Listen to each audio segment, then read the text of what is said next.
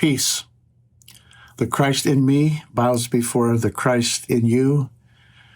The Christ light in me honors the Christ light that is radiating from your heart and your soul. I want to welcome you to another video in the series of Integrating the Sacred. And what we do is really very, very simple. By prayerfully contemplating the words of Christ or one of the stories from the Gospels, we simply attempt to open our minds and our hearts to that Christ light, to the Christ consciousness, so that we can live a divine life here and now, and so that we can be God's light in the world. That's what we do in these videos. And again, I'm so glad that you are joining us. I want to put today's video in a context. In the Christian world, we are in the season of Advent. And Advent is where we prepare to celebrate the birth of Christ. However, we don't celebrate it as a mere historical event. We celebrate it so as to enter into the magic of that first Christmas, to experience all of God's light and love that was perfectly condensed in the person of Jesus. That's why we celebrate Christmas. Yogananda said it, I think, best. He said, the purpose of celebrating Christmas is to make our hearts a manger for the Christ light and the Christ consciousness. So, in that context, let me get to today's reflection. My guess is that many of you are familiar with the story of the three Magi. They are the wise men from the East who travel to meet the Christ child so as to worship the Christ child and to give him gifts. Now, what I want to say about this story is that it's not just about the three Magi. It's about you and me. In their story, our own story is illumined. In their path to God realization, our own path to God realization is illumined. So let me begin with who they were. Now, we don't know exactly who they were. Yogananda says that they were from India, and I take that on face value. What we do know is that they were people of power, people of influence. They were rich. They experienced all of the goods that the world could give them. And yet, their hearts were still hungry for something greater. Isn't that true for all of us? We may spend lifetimes searching after everything that we think the world will give us, but it never quite satisfies us. St. Augustine said it best. He said, our hearts will not find rest until they find rest in thee, in God. So like us, these Magi hit a kind of bottom, and they realized they had to look beyond the world to something transcendent, to something bigger than themselves. If I can use the language of the 12 steps, to a higher power, a higher consciousness. And so they followed the star in the heavens. And I think that phrase is very important. Stars give light. They illumine. The light that they give helps us to navigate our lives.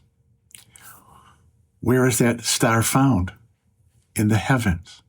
Again, in something bigger than us, in a transcendental consciousness. So the first step of their journey was realizing that the world could not ultimately fill the hunger of their hearts. And so they began to look above, to God, to the star of heaven, to give them light on their path. I want to share a story about a family member who is very dear to me. It captures this in a very simple but profound way. She was very successful in corporate America, making lots of money. But it left her heart hungry. She knew there was something more. So in her own way, through prayer and meditation, she began to listen to that still, small voice, her soul whispering to her. The star, the same light that guided the Magi, began to illumine her understanding. So for her, it meant leaving corporate America. And she's now become a coach, helping other people to listen to their soul's voice, to that still small voice, to that light of Christ. So that's what the journey is about. Leaving behind all of our old happiness projects and following that light. And typically that means finding a spiritual path, having a meditation practice, a contemplative prayer practice, attuning ourselves to the mind of Christ, or if you're into Kriya Yoga, into the mind of Babaji or Yogananda, and they really all serve the same God, the same source of all light, truth, and beauty. So it's orienting our life in that direction. That's what the journey is all about. Now, this is the interesting thing. At some point in this journey, we will experience a battle. Let me put it in a context. I grew up and still live in Western New York, and we get lots of snow during the winters. And I remember as a kid, there'd be a parking lot, and the plows would plow all the snow into one great snow mountain. And there's a game we would play called King of the Hill. And so you would do your best to get at the top of the mountain. And as long as you were on the top of the mountain, you were the winner. But then everybody else would try to get up, and your job was to keep them from getting up, knocking them down. Sometimes you would get knocked down, then you would have to get back up. But we would play King of the Hill. Now, what does that have to do with what I'm talking about? When we make this decision to make the journey to Christ, to the Christ consciousness,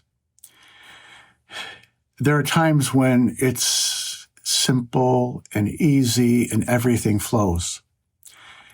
But there are going to be times when old habits, old desires, old addictions, old stinking thinking arises, and it tries to become the king of the hill in our lives. And it tries to knock us off and our higher intentions, our noble intentions off the top of the mountain and replace them with these lesser desires. That is just a necessary battle we're all going to go through. There have been times in my own life when I knew I heard God's voice and I knew God was guiding me, and I embraced the journey. And then it got difficult. And then again, old patterns, old stories arose. And then I started to doubt myself. Did I really hear the voice of God? Was that God really speaking to me? Was that Christ and Yogananda really guiding me? It's so hard right now. It's so difficult. It's not so clear. Again, it's all the old stories, voices, energies trying to be the king of our mountain, the king of our consciousness. Now, again, that's something we all go through, and the three Magi went through it. And we can learn from their mistake. So in their dark night of the soul, when things weren't easy and not clear, they made an essential and painful choice. They went to King Herod for advice. He was the king of the Jews at that time, and he was really a puppet king in service to the Roman Empire. And he wasn't a good king. History shows he was a despot. He was a tyrannical king. He wasn't a good person. And yet, that's who the three Magi turned to for wisdom and guidance.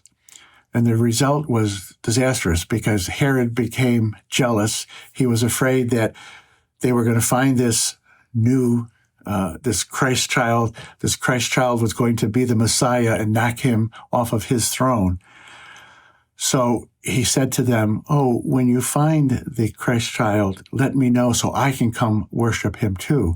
But his designs were really very evil. And so what he did, he ordered his troops to kill all children under the age of 2 living in the region of Galilee where Jesus was from. So again, what's the lesson for us?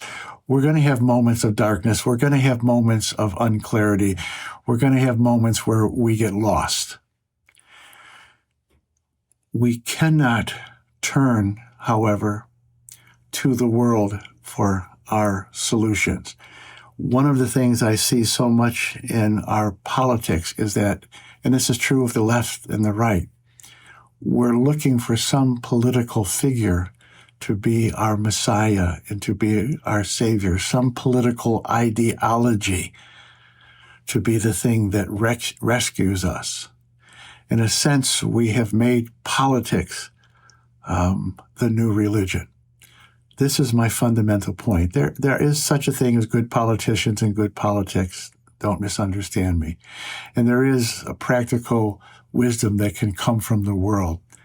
But the deeper truth, the deeper wisdom to lead us to our desired end, oneness with Christ, oneness with the Christ consciousness, only comes through those spiritual avenues and those spiritual lineages. We can't be seduced by anything the world gives us in terms of the ultimate purpose of our lives. All right. So the wise men, the three Magi, are kind of on to him, and they say, yes, we will come back and we will tell you where he is when we find him. But their intuitions told them otherwise. They prayed again, they meditated, and they found their path back to the Christ child. And then they arrived there and were told two things. They worshiped the Christ child. Now, often we have an understanding of worship where it's just singing, bowing down to, and that's kind of an element of it. But at the deeper level, to worship something is to become one with it, to join ourselves to it. St. Clare of Assisi said, we become what we love. So to worship something is to love it above all else. They loved the Christ child above all else. They loved the light and the consciousness that was flowing from him above all else. And in loving the Christ child, they became one with his light and his consciousness. That hunger in their heart was filled. They experienced that direct communion with God that we can all experience if we're willing to make the journey and really have our worship, our love, and our devotion be around the truth and the beauty and the goodness of God emanating from Christ, emanating from our Kriya gurus and other true saints of all religious traditions. But there was a second activity that took place in the presence of the Christ child. They gave him gifts, gold, frank, incense, and myrrh. What does that represent? These gifts represented their giftedness as human beings, their abilities, their talents. They placed all of their human energy, abilities, and talents at the feet of Christ and at the feet of God. And essentially what they were saying, I want to serve you.